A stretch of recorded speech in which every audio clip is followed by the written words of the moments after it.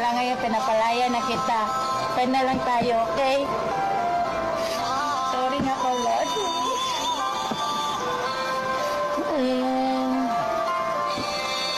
Mula ngayong malaya ka na, magagawin na ang lahat ng gusto mo. Kahit masaktan man ang puso ko, tama na. Huwag mo na akong habulin pa.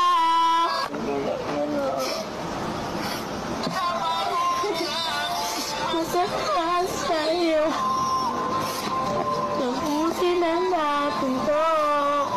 Marami kang mabaubat ulit ulit na mayat na ulit mabuuin, bago ulit-ulit na mabiyakin, na ba nagpagod, mahalik. Alam mo bang minahal kita, diba?